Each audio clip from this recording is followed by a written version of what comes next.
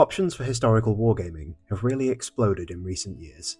Those of a certain generation will remember when the premier model options available were only in metal, subsequently joined by the growing wave of plastic kits over the last 15 years or so, especially pioneered by companies like Warlord Games, Gripping Beast and Victrix. And now, with the advent of new technologies, 3D printed miniatures have entered the historical space, offering you the choice either to buy models ready printed or, if you have the means, to download the raw files to print yourself at home. Wargames Atlantic especially have really been cornering this space through their Atlantic digital wing. But are 3D printed models any good? Do they hold up against more traditional technologies? I've got my hands on some Wargames Atlantic Carolingians and thought this would be a good opportunity to film a brief review of my thoughts, and to subject you all to my rambled musings. So, without further ado, let's get into it. This is the basic kit unassembled. One-piece legs and torsos, the options of spear or sword for each figure, shields and a choice of heads. I'll come on to the historical accuracy of these sculpts in a moment, but the first thing to comment on is the quality of the sculpts themselves. The detail is really crisp, and what's especially noteworthy is that there are none of the horizontal lines you sometimes see with 3D printed models. If we compare the torsos here to the Gripping Beast Dark Age Warriors kit from, I think, 2013, you can see one of the real advantages of 3D printing is how much less chunky the models are.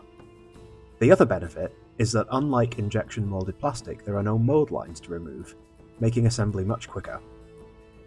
Now there are a few vents here and there, especially along the belt and daggers, but these are super quick to cut away with a sharp knife. Zooming in here you can see just how fine the detail is, looking especially at the bootlaces and the definition between each plate on the scale armour. The closest I can compare this to is Forge World resin from Games Workshop, but I think this might be even finer. Now of course this is a double-edged sword, or in this case spear, because if we compare the spears here to our trusty plastic example, you can see again that they are much more fine, but that also makes them much more likely to snap. Resin has a brittleness that you just don't get with plastic or metal, so it's a trade-off here of fineness versus resilience. Of course, the super fineness of the weapons here also won't appeal to everyone. Some gamers prefer a chunkier looking appearance. Now the real elephant in the room is the scale armour, impressively detailed though it is. You often see Carolingian miniatures wearing this distinctive scale armour, which of course looks really cool. The problem is that this is a product of miniature designers having to rely on manuscript illustrations from the time as their primary source material for how Carolingian soldiers were armed. Rather than being accurate, these illustrations hark back to an idea of what classical warriors would have looked like. This scale armour in contemporary pictures of warriors is inspired by Roman Lorica squamata, the same reason why the muscle cuirass also often reappears.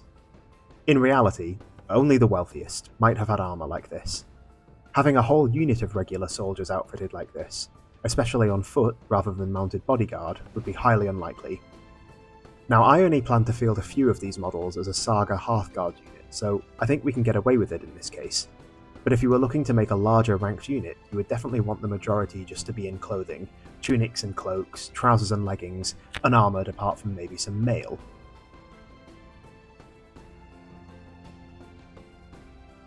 I think Wargames Atlantic intended this kit to stand for your typical Carolingian warrior, so that's just something to be aware of. Whilst we're on accuracy, the kit is provided with 3 helmet options, 2 more archaeologically believable, and the third more fanciful, although Wargames Atlantic acknowledge that this is the case and that they've deliberately included it for optionality. As I said a moment ago, most discussion about armour of the period is based on manuscript illustrations showing soldiers, rather than archaeological finds.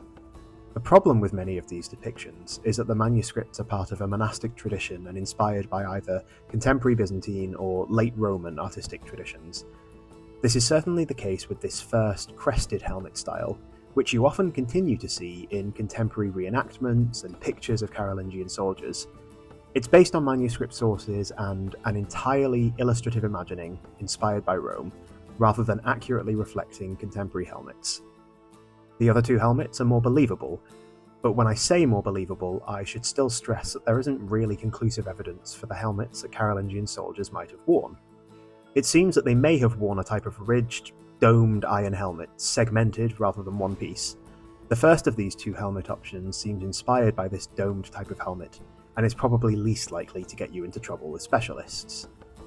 The other type, often appearing in manuscript illustrations, is a slightly more conical and ridged helmet with a rim around the edge that rises to a point at the forehead and tapers at the back into a neck guard.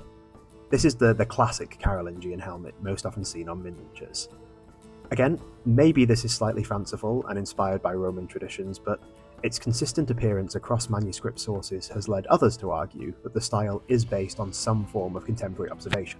Anyway, the bottom line is we don't really know what Carolingian helmets look like, so as long as you don't use this first one, I can't imagine too many people would get upset.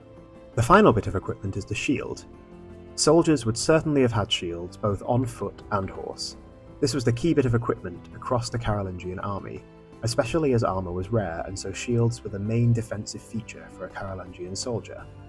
Illustrative sources are pretty consistent in showing a round, concave shield made of wood and probably covered in leather with a metal rim and a sugar loaf boss. The distinctive radial stripes might be metal strips reinforcing the wood.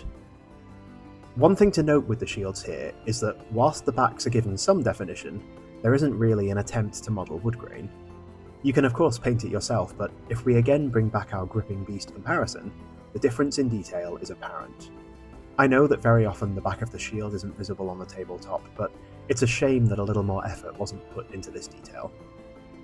Anyway, that's a discussion of the components. Let's assemble a full figure and have a look. So I've assembled one of the Wargames Atlantic models next to our plastic friend, and again the crispness of the detail and the fineness of the body really shines through. Assembling the model did showcase one more limitation of the 3D printing to me though. You can see here that the print hasn't quite lined up as it was being made, and so there's a kink in the spear. No such problems with plastic or metal. The other thing to note is that whilst I was extremely positive about the fineness of the 3D printed detail, the faces are actually a bit, I guess, soft is the only word I can use. Not quite as defined or realistic as the plastic, and as a result much less expressive. The other final observation I have, and it's not really something that you can see as much as having to feel it for yourself. The resin is so light, and whilst that might be a good thing in some respects, there's something about the materiality and heft of especially older metal models that just feels so much more pleasing and substantial. It's a bit disconcerting to see how light these models are. Overall though, I'm really pleasantly surprised by these sculpts. I can see one of the real advantages of 3D printing being its cost effectiveness, allowing the market to open up to include more obscure armies and periods, the types that traditional companies don't always make in plastic because there just isn't the demand for them. There are so many plastic Roman, Viking and Greek hoplite kits, but no plastic Sumerians, or indeed Carolingians. Offering players more choice can only be a good thing, so I think there's a real niche here for small batch products that don't require a minimum market to be viable. I've now painted the models up, and you can see the detail for yourselves in glorious Technicolor. The accompanying video for how I painted these is also available now, and you can click on it here. I hope you found this video interesting. Please do leave a comment below if there's anything in particular you'd like to see me discuss in future. Otherwise, please do like and subscribe if you enjoyed this video, it really helps the channel grow and I appreciate it so much. I'll see you next time, but until then, happy painting.